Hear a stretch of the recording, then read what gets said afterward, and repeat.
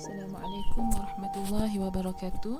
Apa khabar anak-anak pelajar tahun 6 MUAS? InsyaAllah kelas hari ini kita akan lihat topik yang baru ataupun pelajaran baru, iaitu pelajaran yang keempat, adab kecintaan kepada negara.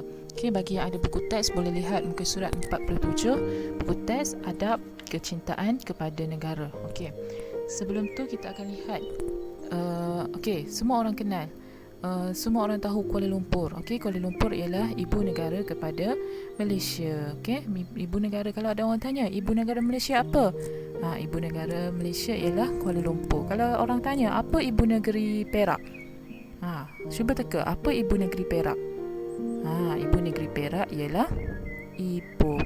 Okey, sebelum tu kita akan tengok dulu apa tajuk yang kita akan bincangkan pada hari ini. Okey, pertama kita akan tengok subtopik pertama iaitu rukun negara, subtopik yang kedua matlamat rukun negara, dan yang terakhir sekali adab kecintaan kepada negara. Okey, ini 3 tajuk yang kita akan bincangkan pada hari ini. Okey, seterusnya kita akan kenal dulu rukun negara. Okey, rukun negara ada berapa?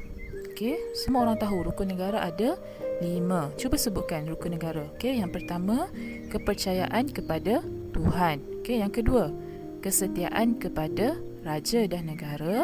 Yang ketiga, keluhuran perlembagaan. Yang keempat, kedaulatan undang-undang. Yang kelima, kesopanan dan kesusilaan. Ini adalah 5 prinsip rukun negara. Semua orang tahu, semua orang hafal rukun negara ni. Semua orang kena tahu kelima-lima rukun negara ni. Okey, apa kaitannya? Okey, seterusnya kita lihat matlamat rukun negara. Dengan adanya rukun negara itu, apa matlamat? Apa benda yang kita nak capai dengan adanya rukun negara ni? Okey, yang pertama, mengukuhkan perpaduan. Dengan ada rukun negara ni, kita untuk mengukuhkan perpaduan. Semua orang tahu. Okey, di Malaysia ni, penduduk di Malaysia ni berbilang kaum. Ada kaum Cina, kaum India, kaum Melayu itu sendiri. Okey, dengan ada rukun negara ini dapat mengukuhkan perpaduan antara kaum ni. Okey, dapat mengeratkan semangat perpaduan di antara kaum-kaum yang ada di Malaysia. Okey, seterusnya mencipta sebuah masyarakat yang adil. Apa maksud mencipta sebuah masyarakat yang adil? Bila ada rukun negara, semua orang tahu rukun negara, semua orang amalkan prinsip rukun negara, dapat mencipta, dapat menjadikan masyarakat yang ada dekat Malaysia ni sebuah masyarakat yang adil, semua masyarakat yang aman, semua masyarakat yang adil. Okey. Seterusnya, yang ketiga, apa matlamat rukun negara? Adalah untuk memelihara corak hidup yang demokratik. Apa maksud demokratik ni? Demokratik atau demokrasi. Okey, demokratik atau demokrasi ni ialah kerajaan ataupun kerajaan ataupun kuasa yang ditentukan oleh rakyat. Rakyat yang menentukan sesebuah kerajaan tu, sesebuah undang-undang tu. Jadi, bila mana ada rukun negara, kita sebagai rakyat dapat menentukan kerajaan itu. Jadi, dengan adanya rukun negara itu adalah untuk memelihara corak hidup demokratik. Jadi dekat Malaysia ni kita mengamalkan hidup demokratik. Jadi dengan adanya rukun negara tu, kita dapat berdemokrasi dalam kehidupan. Okey, untuk memelihara corak hidup yang demokratik. Yang seterusnya, yang terakhir sekali adalah untuk menjamin sikap keterbukaan terhadap budaya yang pelbagai. Macam mana? Kan tadi maklimah dah bagi tahu. Okey, dekat Malaysia ada kaum Cina, kaum India, kaum Melayu. Jadi dengan adanya berbilang kaum dekat Malaysia ni, kita dapat menjamin sikap keterbukaan. Kita menerima dia secara terbuka budaya-budaya lain. Kita terimalah budaya ataupun tradisi sesuatu masyarakat, sesuatu kaum itu. Kalau contoh, kaum Cina dia amalkan dia punya budaya, dia punya tradisi, kita terima dengan terbuka. Okey, sama juga kalau kita kaum Melayu, kita ada budaya kita ada tradisi kita. Jadi orang Cina atau orang India, kaum Cina, kaum India boleh terima kita punya budaya, kita punya tradisi. Jadi dengan adanya rukun negara ini dapat menjamin sikap keterbukaan terhadap budaya yang pelbagai, yang ada banyak dekat dalam negara Malaysia ni. Okey, maklimah harap kamu faham setakat ni matlamat rukun negara. Okey, seterusnya kita tengok apa adab yang perlu kita amalkan, adab mencintai negara kita, adab kecintaan kepada negara kita. Okey, satu, sini maklimah tengok ada 5. Okey, maklimah sediakan 5 adab kecintaan kepada negara. Yang pertama sekali dengan mematuhi rukun negara. Tadi dah ada mukadimah dah bagi tahu, dah sebutkan 5 rukun negara. Jadi adabnya macam mana kita nak mencintai negara kita? Satu, dengan mematuhi rukun negara. Kita patuh rukun negara. Kita ikut prinsip rukun negara 5 tadi. Okey. Yang seterusnya, taat setia kepada pemerintah. Kita ada pemerintah, kita ada raja, kita ada Perdana Menteri, kita ada ketua. Jadi bila ada ketua, kita ada pemerintah, kita kena taat setia. Kita kena taat kepada setiap pemerintah yang ada.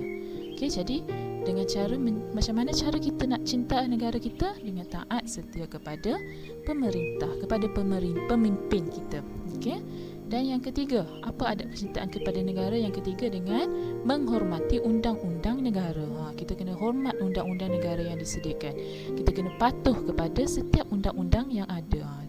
Dalam negara kita, dalam setiap negara, dalam setiap negeri ada undang-undangnya sendiri. Jadi macam mana kita nak menunjukkan kita cinta kepada negara? Kita kena hormat kepada undang-undang tersebut. Kita kena patuh kepada undang-undang tersebut. Okey. Yang seterusnya, menyumbang tenaga, fikiran atau harta kepada negara. Menyumbang tenaga maksudnya kita kena beri manfaat kepada negara.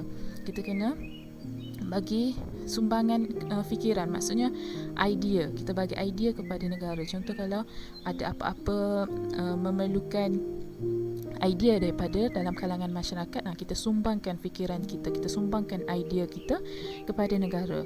Okey, dan atau harta. Harta ni macam contoh kalau ada sumbangan diperlukan, kita boleh salurkan kepada negara, kita boleh tolong negara kita. Jadi macam mana kita nak tunjuk cinta, kita cinta kepada negara? Dengan cara menyumbang tenaga, fikiran atau harta kepada negara kita. Okey. Dan yang terakhir, macam mana adab kecintaan kepada negara? Kita kena menjadi warga negara yang baik. Kalau kita dah patuh rukun negara, kita dah taat kepada pemerintah, kita dah menghormati undang-undang secara tidak langsung, kita sudah menjadi seorang warga negara yang baik. Kita tidak merosakkan harta benda awam. Kita menjadi warga negara baik. Kita patuh kepada undang-undang yang sediakan. Kita telah taat. Kita tidak kita taat kepada pemerintah, kita taat kepada pemimpin dengan secara tidak langsung, dan sendirinya kita telah menjadi seorang warga negara yang baik. Warga negara ni lah, kita lah warga negara ni, kita sebagai rakyat Malaysia, kita sebagai warga negara Malaysia. Jadi ini Mukadimah bagi 5 contoh kecintaan kepada negara. Banyak lagi sebenarnya adab-adab kecintaan kepada negara. Okey, Mukadimah harap kamu faham setakat ni ya. Okey.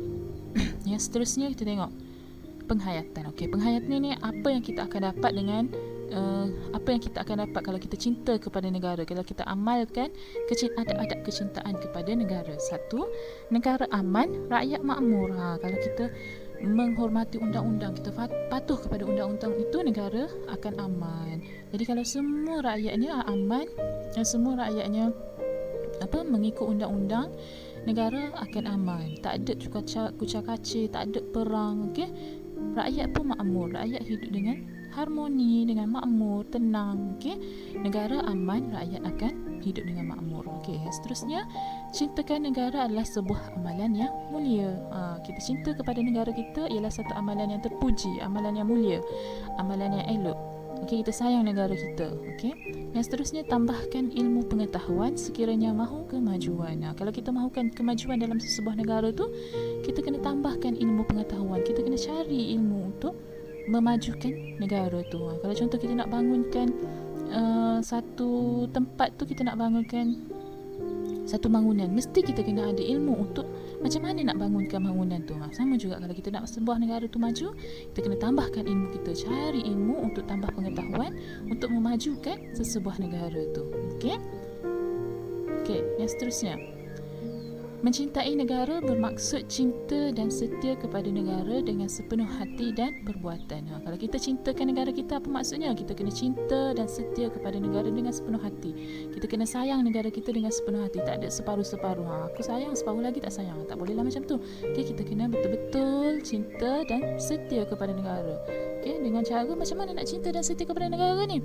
Tadi kan kita dah bincang tadi 5 adab kecintaan kepada negara. Kita boleh amalkan adab-adab itu. Jadi dengan sendirinya kita akan cinta dan setia kepada negara kita. Bukan sekadar kita cinta dalam hati, dengan kita setia ke dalam hati ke dalam negara kita, kita buat dengan perbuatan. Kita jangan rosakkan harta benda awam. Kita kena jaga barang-barang yang ada, harta-harta benda awam yang ada, yang disediakan, kita kena jaga. Okey. Jadi Muallimah harap dengan tiga topik yang kita bincangkan hari ini kamu akan dapat sesuatu. Kamu lihat, okey, Muallimah akan sediakan beberapa soalan untuk kamu jawab berpandukan video penerangan Muallimah ni. Okey, insya-Allah kita akan jumpa lagi di kelas yang akan datang. Assalamualaikum warahmatullahi wabarakatuh.